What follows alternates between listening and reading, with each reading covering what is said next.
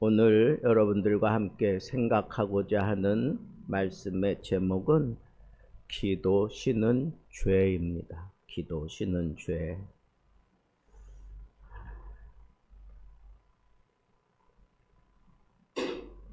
우리가 잘 아는 말씀이지만 좀 깊게 생각해 보지 않았던 그런 문제이기도 합니다. 도대체 기도 쉬는 게 왜 죄가 되는가? 한번 생각해 보신 적 있으세요? 왜 기도 쉬는 걸 사무엘은 죄라고 표현을 했을까? 도대체 기도 쉬는 건 어떤 죄를 말하는 건가 생각해 봐야 합니다. 우리는 죄 그러면 흔히 우리가 저지르는 살인, 도둑질, 거짓말처럼 우리가 외형적으로 적극적 어떤 잘못을 저지른 그것에 대해서 우리는 죄라는 표현을 합니다. 그리고 세상 법정에서 판단 받을 수밖에 없는, 심판받을 수 없는 그런 죄목들만 우리는 먼저 생각하기 쉽습니다. 그런데 오늘 말씀에 보니까 사무엘은 나는 너희를 위하여 기도하기를 쉬는 죄를 결단코 범하지 아니하고 그랬어요. 이 얘기는 지금까지 사무엘이 자기가 하나님의 선지자로서 백성을 위한 기도를 쉬지 않았다. 그런 표현이에요. 또 백성들이 지금 사무엘에게 요구하는 거예요. 온 이스라엘이 우리도 왕정 시대를 엽시다 라고 그렇게 얘기해 올 때 지금 사무엘이 이렇게 대답하는 거예요. 내가 여호와 앞에 기도 쉬는 죄를 결단코 하지 아니하고, 이 얘기는 앞으로 너희들이 어떤 잘못을 저지르고 어떻게 하나님의 마음을 아프게 하든지 간에 내가 너희들을 위하여 기도하는 그런 사람인즉 나는 너희들을 위하여 결단코 기도할 것이다 라고 그렇게 얘기하는 거예요. 아니 그냥 우리가 잘 아는 선지자라면 백성들이 잘못하고 있을 때 그것에 대해서 대쪽같이 그냥 나무라면서 너희들이 하나님 앞에 도대체 어떤 심판을 받으려고 이따위 짓을 하느냐 그러면서 막 대쪽같이 나갔던 선지자의 모습이 우리 눈에는 선하단 말이에요. 그런데 사무엘은 그렇게 막 저주하고 막 책망하고 그러지 않고 오히려 이 백성들을 이해하고 충분히 수용해주는 그런 입장에서 내가 할 도리는 끝까지 하겠다. 너희들이 하나님의 마음을 아프게 하든지 또 내 지도를 제대로 받지 않고 내 지도를 벗어나든지 간에 나는 너희들이 그럴지라도 나는 하나님 앞에 기도 쉬는 죄를 범하지 않겠다 하는 그런 다짐이기도 하단 말이에요. 이런 걸 생각해 보면 우리가 이런 때는 기도 안 해도 돼. 그렇게 넘길 게 과연 있을까 하는 그런 생각을 했어요. 예전에 제가 청년부를 지도할 때 어떤 청년이 그 조그만 병에 든 그 음료수를 사온 거예요. 그 음료수. 그걸 이제 제가 고맙다고 그러고 그냥 딱 따고 그냥 마셨어. 그랬더니 주위에 있는 청년들이 목사님, 아니 기도도 안 하고 드시면 어떡하느냐고 그렇게 아주 비아냥거리면서 얘기를 하더라고요. 그래서 저는 그랬죠. 넉살 좋게. 야, 5,000원 이하는 기도 안 하고 먹어도 돼. 그냥 웃자고 한 얘기였어요. 그랬더니 애들이 막 깔깔대고 웃기도 하고, 목사님이 임기응변으로 이렇게 저렇게 넘어가는 거 보라 그러면서 툴툴대는 애들도 있고 그랬어요. 모든 일에 기도하라고 가르치는 목사님이 저렇게 핑계댄다고. 여러분, 그냥 사람은 그렇게 이해할 수도 있잖아요. 그거 그냥 물 한 잔 마시면서 감사하고 기도하고 먹을 수도 있고, 그 기도를 정말 눈물 콧물 흘리면서 기도해주고 먹을 수도 있고, 그냥 어떤 때는 그냥 먹고 난 다음에 기도해줘도 괜찮고 그런 거 아니겠어요? 근데 중요한 것을 사람들은 잊어버리고 기도했느냐 안 했느냐 그 행위만 따지는 거예요. 저는 그게 잘못됐다는 거. 자, 한번 생각해 봅시다. 이 백성들이 선지자에게 찾아와서 우리도 왕을 주십시오. 왕을 세워 주십시오. 그렇게 얘기하는 것은 이스라엘 백성들과 하나님과의 관계는, 이거는 세상의 왕과 백성의 관계하고는 다른 거예요. 그래서 하나님은 이스라엘 백성들을 다스릴 때에 아버지와 같은 그런 마음으로, 그런 입장에서 백성들을 인도해 왔는데, 이 백성들은 우리나라도 이제는 이렇게 조직적으로, 구조적으로 이렇게 다 정확하게 만들어 놓고 그걸 통치할 수 있는 왕을 세워 주십시오. 이방 나라들이 다 그렇게 합니다. 그게 아무리 봐도 잘 되는 것 같습니다. 그러면서 얘기해 온 거예요.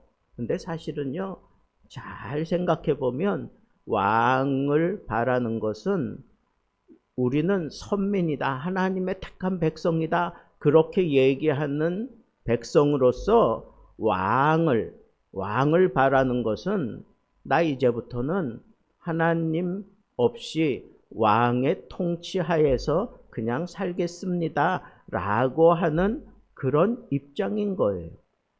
그러니까 이거는 하나님을 무시하는 그런 불신앙적인 그런 생각이라고.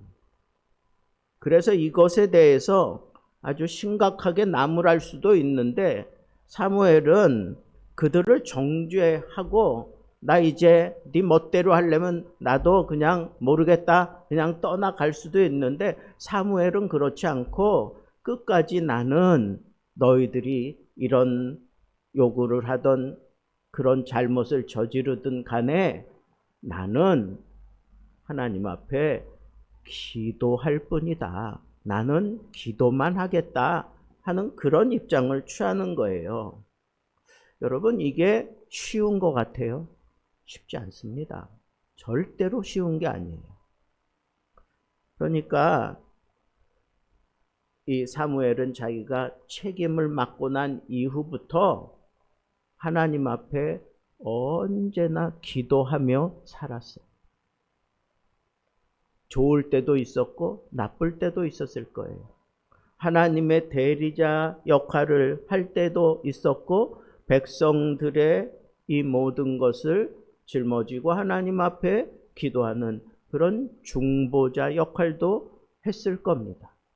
그러면서 하나님 앞에 이 선지자의 사명을 감당해 오면서 모든 백성들로부터 존경을 받았어요.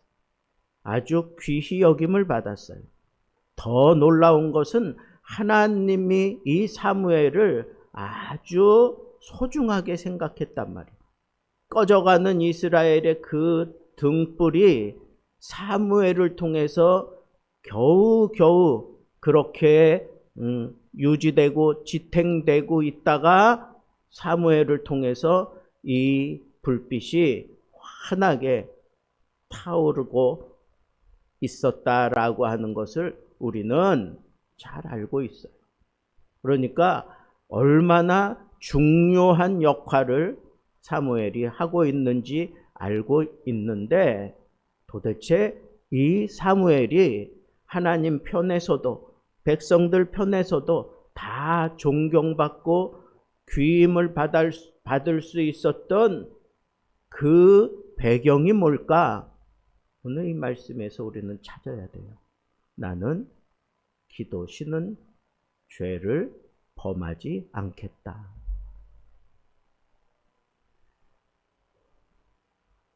자, 사무엘이 생각했던 기도는 어떤 건가?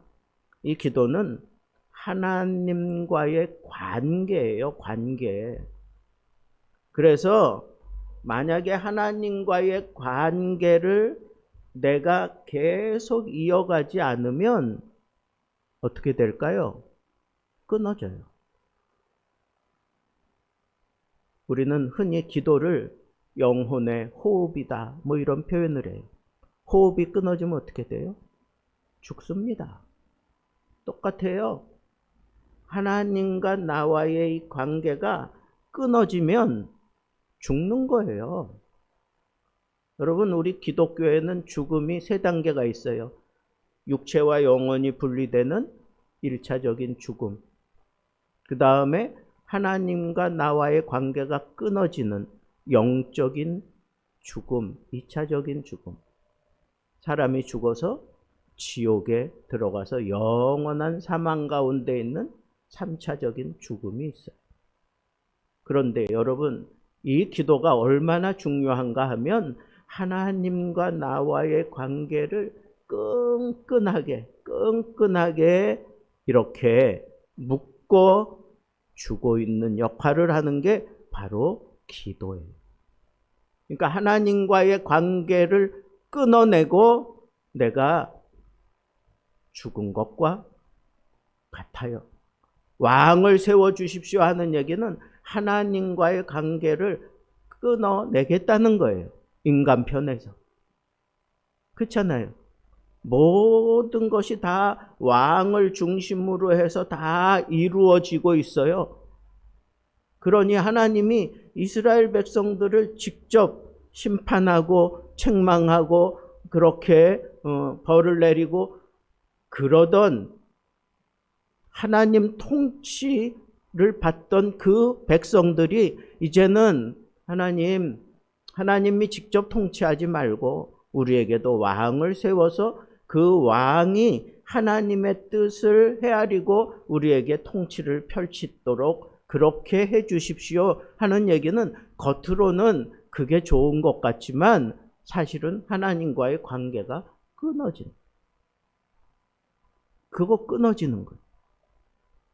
그런데 이 사무엘이 바로 그 순간에 영적인 해안을 가지고 나는 너희들이 앞으로 어떻게 선택하고 어떻게 그렇게 풀어갈는지 나는 충분히 이해할 수 있지만 나는 기도시는 죄를 범하지 않겠다.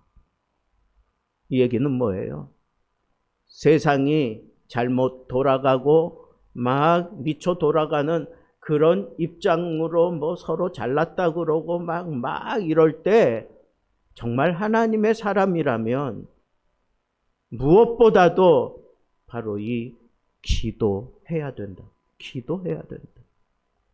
영적인 이 끈끈한 이 끈을 끝까지 유지시켜주는 것은 그건 바로 기도예요. 기도. 그러니까 나마저 이 기도 씻는 걸 내가 행한다면 그러면 이스라엘 전체가 암흑 가운데 그냥 푹 빠질 것을 알기에 아무리 가르치고 아무리 설득을 해도 안 될 그런 단계에 이미 백성들이 간 것을 사무엘이 충분히 헤아리고 있어요. 그래서 나는 기도 쉬는 죄를 범하지 않겠다. 하나님과의 관계, 이 관계를 생각하며 우리가 기도해 나간다면 우리도 사무엘처럼 어떤 순간, 어떤 상황에서도 기도를 제일 먼저 생각하고 기도가 끊어지면 끝난다라고 생각하고 그렇게 행동할 수 있다는 거예요.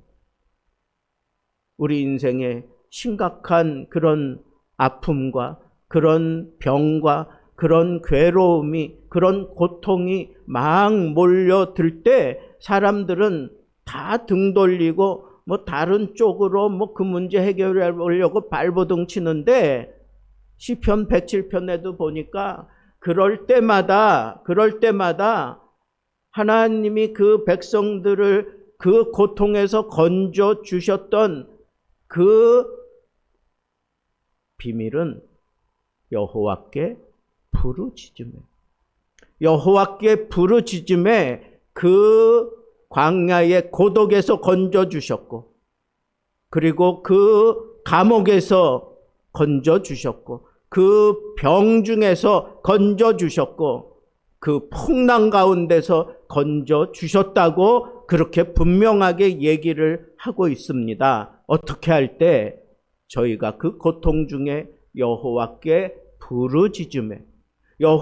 부르짖음에 하나님께서 긍휼히 여기시고 그들에게 은혜를 베푸셔서 그들을 그 고독에서 해방시켜 주시고 감옥에서 풀려나게 하시고 병중에서 치료해 주시고 그 풍파 가운데에서도 그 기도를 들으시고 소원의 항구로 인도해 주셨노라고 하나님께서는 그렇게 약속하시고 행하셨어요. 어떻게 할 때? 여호와께 부르짖음이에요. 여러분, 하나님은 우리가 이 세상 살아가면서 고통 당할 때 그냥 뒷짐지고 계시는 것처럼 그냥 우리를 돕지 않는 것 같은, 내가 아무리 정말 하나님의 뜻대로 해보려고 발버둥 치는데 안 돼, 또 실패해, 또 좌절해, 그리고는 아예 그냥 푹 파묻혀, 아니면 그냥 넉다운 돼버렸어. 근데 하나님이 엘리야를 찾아가서 물병으로 떡으로 먹이시고 그에게 힘을 주시고 성령으로 그를 어루만져서 마침내 호렙산으로 다시 끌고 가서 거기서 세미한 음성으로 하나님의 뜻을 헤아리게 만드시고 다시 회복되어서 그가 마지막 사역을 하게 만들어주면 얼마나 좋겠어요.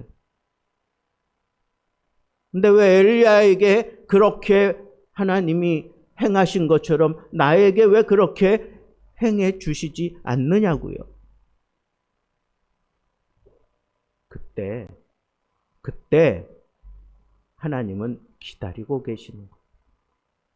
모든 것 다 내려놓고 양손을 들고 아버지여, 나를 긍휼히 여기소서, 나를 불쌍히 여기소서, 나를 살려주옵소서.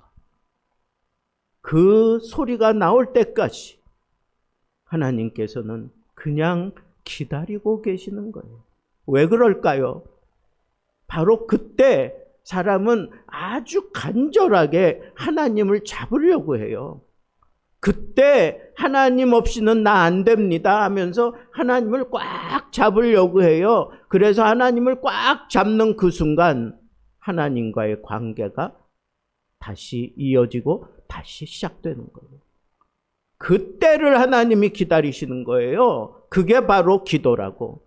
여러분, 하나님과 내가 기도하는 것은 바로 이 끈끈한 이 관계를 형성해 가는 거예요. 이 관계가 늘 유지되면서 사는 사람은 이 세상에서 어떤 시련을 당하고 어떤 괴로움이 몰려와도 넉넉하게 이겨낸단 말이에요. 그런데 내가 하나님과의 이 관계를 기도로 내가 충분히 지켜내지 않고 있는 사람이라면 그냥 세상 풍파에 아니면 세상의 유혹에 빠지고 이런 심각한 상황에 그냥 무너지고 말아요.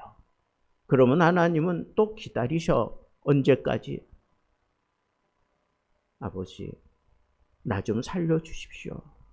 그러면서 하나님 잡을 때까지 하나님은 기다리신다고. 그 하나님 잡기 위해서 뭐 해요? 부르짖는 거. 부르짖는 거라고. 두 번째로 기도는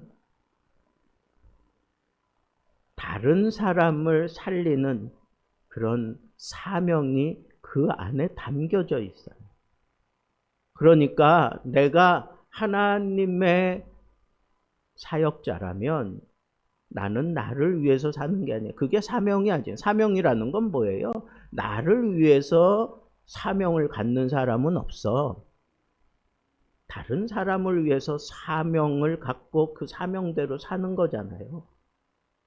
힘들고 어려워도 내가 이 사명의 길을 가게 됨으로 인해서 하나님을 바라보는 사람들이 생기고 내가 이 사명의 길에서 울며 하나님 앞에 매달리면서 발버둥 치는 모습을 보면서 사람들이 잘못된 길에서 돌아오게 만들고 또 내가 전하는 그 메시지를 통해서 사람들이 충격을 받고 하나님 앞에 엎어지게 만드는 이게 바로 사명자의 삶 아니에요? 사명자라면 마땅히 뭘 해야 되는 거예요? 기도를 하는 거예요. 내 힘으로 내 지혜로 모든 사람들의 그 고민과 고통을 다 해결해 줄 수 있어요? 내가 의사라고 해서 모든 환자의 고통을 내가 다 해결해 줄 수 있어요? 없어요. 몸에 병이 없어도 마음의 병이 있는 사람들이 지금 이 전 세계의 90% 이상은 다 정신병자라고 해도 과언이 아닐 정도로 그런 심각한 피해를 입고 살아가고 있는 게 오늘날의 세대라고 하는데 정신병을 다루는 의사들이 이구동성으로 하는 얘기예요. 이런 상황 속에서 이 사람들이 바르게 살아갈 수 있게 만드는 것은 사명자예요. 사명자. 그런데 그 사명자가 자기의 재능만 가지고 이 사람들을 세워주지 못해요. 물론 도움이 될 수 있어요. 의사는 도움이 될 수 있어요. 박사도 도움이 될 수 있어요. 천부적인 어떤 그런 피아니스트나 아니면 오르게니스트나 뭐 바이올리니스트나 아니면 말 잘하는 그런 사람들 상담을 통해서 여러 가지로 사람들에게 도움은 줄 수 있어요. 그러나 그 사람이 정말 하나님 앞에 막 그냥 막 쫓겨가듯이 쫓겨가서 하나님의 손을 덥석 붙잡게 만드는 것은 나의 이 은사를 통해서가 아니라 내 사명을 통해서 그런 사람들이 하나님 앞에 나아가서 하나님의 손을 붙잡게 되는 거예요. 그게 사명이라고. 그게 사명이에요. 그게 쉽습니까? 어려워요. 쉽지 않아요. 정말 어려워요. 그 사명을 감당하기 위해서 하나님은 나에게 감당할 수 있는 비밀의 열쇠를 주셨는데 그게 뭐겠어요? 그게 바로 기도예요. 기도라고. 누군가 널 위하여 누군가 기도하네. 내가 홀로 외로울 때. 여러분, 누군가 날 위해 기도한다고 하는 이 깨달음이 생기면 정말 그 누구의 소리도 들리지 않았는데 그 기도 소리가 마치 내 귀에 막 그냥 박히는 목처럼 막 파고들어서 그 사람이 한꺼번에 무너지게 만드는 그런 힘을 발휘하고 드디어 하나님을 붙잡고 이제부터 내가 하나님의 뜻을 따라 살겠노라고 그렇게 그 옹고집스러운 마음이 다 꺾이고 돌아서게 되는 것은 나를 위해서 기도해 주는 사람이 지금도 나를 이 기도로 나를 닦아세우며 하나님께로 몰아내고 있다고 하는 이 사실이 느껴질 때 그 사람이 정말 하나님 가랑이라도 붙잡고 그렇게 변화되는 거예요. 그 사역을 해내는 사람이 사명자예요. 어떻게? 기도로. 기도하면 된다고요. 기도로 하는 거예요. 그래서 엘리야가 뭐라 그랬어요? 기도에는 능력이 있다 그랬어. 능력이 있다. 믿음의 기도는 능력이 있다 그랬어요. 여러분, 기도의 사명자들 되어서 기도로 정말 모든 사람들을 막 닦아세우며 하나님께로 몰아갈 수 있는 그런 기도의 사람들 되기를 바랍니다. 마지막 한 가지 더, 이 기도가 왜 쉬면 죄인가? 이건 다른 사람을 닦아세우며 하나님 앞에 그렇게 나아가게 하는 그런 능력도 있지만, 기도는요, 내가 이 세상 살아가면서 하늘의 비밀, 그것을 담고 있는 그 하늘을 여는 열쇠예요. 하늘의 일을 열어서 나도 보고 다른 사람들이 볼 수 있게 만드는 거, 그게 바로 기도예요. 야고보는 의인의 강구는 역사하는 힘이 많다 그랬어요. 엘리야는 3년 6개월 동안 비와 가뭄을 움직이는 그런 열쇠로 사용했어요. 초대 교회는 옥문을 열고 복음이 확장되어가는 그 순간, 고비마다 반드시 기도가 있었습니다. 여러분, 사도행전을 연구해 보세요.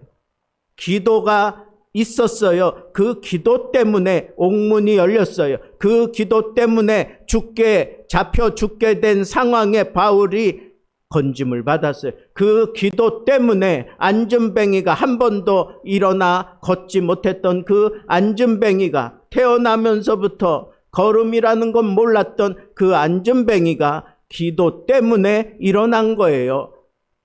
베드로가 그 사람을 위해서 기도해 준 건 없어. 그러나 기도를 늘 유지하며 늘 기도 생활하던 사람이 이런 하늘의 문을 열고 하늘의 비밀이 그 사람을 통해서 모든 그 이스라엘 백성들에게 나타나지도록 그렇게 역사하셨어요. 기도하고 있던 베드로를 통해서, 기도하고 있던 요한을 통해서 말이에요. 그런데 어떤 기도를 했어요? 나사렛 예수 그리스도의 이름으로 명하노니 일어나 걸으라. 예수 붙잡고 기도했던 사람이 할 수 있는 그런 메시지예요. 여러분, 설교가 얼마나 미사역을 많이 쓰고 얼마나 깊이 파세서 무슨 헬라어 파싱하고 히브리어 파싱하고 그런다고 해서 사람들 마음속에 들어오는 거 아니에요. 이 말씀이 정말 막 뚫려져야 돼. 뚫려지기 위해서 내가 준비하고 하나님이 내게 주신 지혜와 그 모든 실력과 능력을 다 사용해서 다 준비했어도 그것만 가지고는 사람을 움직이는 설교할 수가 없어. 어제 제가 남부 구치소에 가서 설교를 했어요. 여자들이 모여있는, 거기 한 40여 명 앉아 있었어요. 우리 팀하고 약 한 50명 정도 되는데, 제가 준비해 간 설교, 그 설교 나름대로 잘 준비했어요. 그래서 제가 설교를 하는 가운데 이제 마지막 이 사람들 예수 그리스도 앞으로 초청을 해야 되잖아. 설교만 잘 풀어주고 끝나는 게 아니라, 그러기 때문에 여러분들은 그리스도 앞에 서야 합니다 하는 그런 연결고리가 생겨나지 않으면 거기 가서 내가 설교한 의미가 없어. 그냥 교회에서 하는 설교가 아니니까. 그래서 그 사람들 다 일어나서 영접 기도 시켜야 되는 거예요. 안 믿는 사람들, 그런 사람들을 다 일으켜 세워야 되는 거예요. 근데 제가 그 앞에 설 때까지 요 하나가 지금 걸려서 그 안에 들어갈 때까지 뭐 사람들하고 이런 인사도 나누고 그랬지만 이게 꼭 뭐가 먹다가 얹힌 것처럼 제 마음속에 그러고 있었어. 근데 설교를 쭉 풀어가는 과정 속에 성령께서 제게 확신을 주셨어. 확신을 주셔서 이렇게 연결하면 된다고 하는 것을 깨닫게 하시더라고. 그래서 쭉 설교를 풀어내고 마지막 그걸 연결고리를 딱 붙잡고 사람들에게 막 도전을 하기 시작했어요. 하나님은 우리의 모든 상황을 다 헤아리시고 다 부르짖기만 하면 다 들어주시는 분이다. 그러나 아무나 부르짖을 수 없다. 그리고 하나님은 세상 사람들이 부르짖는 것까지 귀담아 들으시는 분이 아니다. 그러면서 이제 그 연결고리를 잡아가지고 그 사람들을 막 닦아 세워가는 가운데 마지막 그 단계에서 내 입을 통해서 하나님이 외치셨어요. 예수 그리스도를 붙잡아야 된다.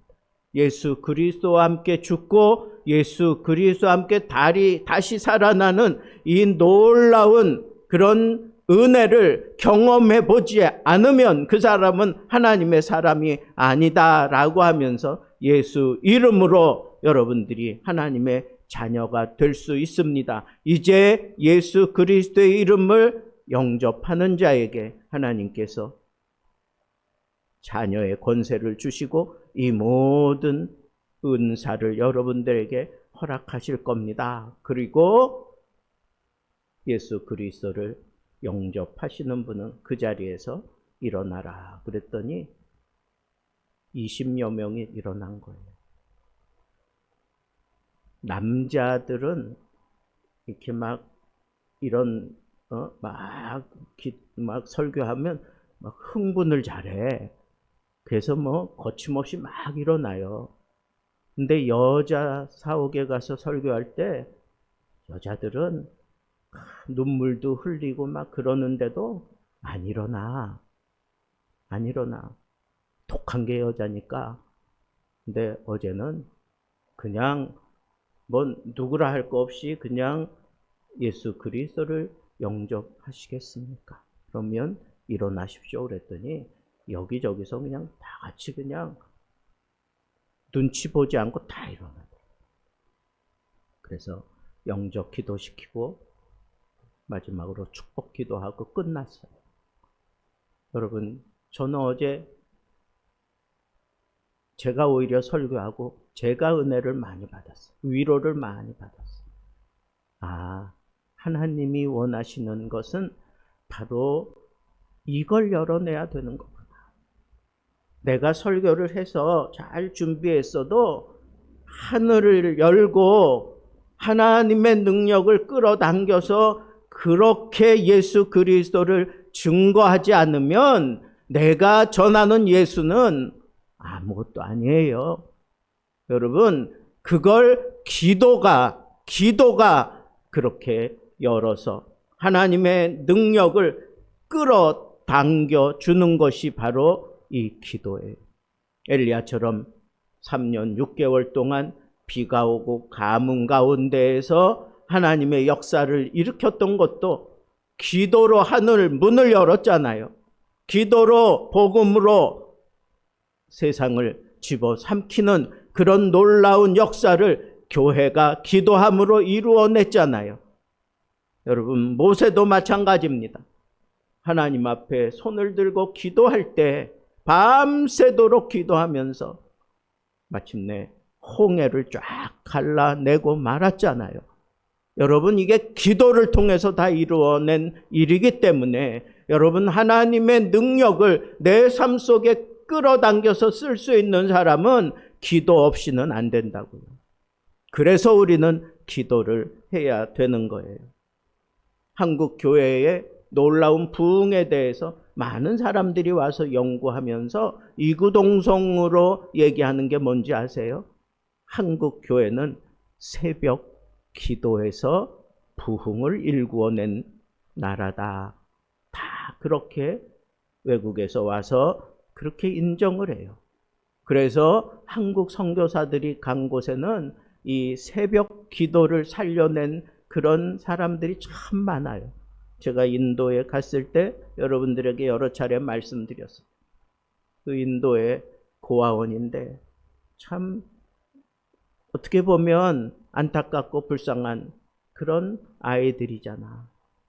근데 저는 첫날 사역을 마치고 내가 누웠다가 막 갑자기 천둥 번개가 막 그냥 우르르 캄캄하면서 막 쏟아지는 소리에 내가 깼어요. 피곤한 몸을 이끌고 가만 들어보니까 이게 천둥 번개 소리가 아니야. 저쪽에서 들리는 소리더라고.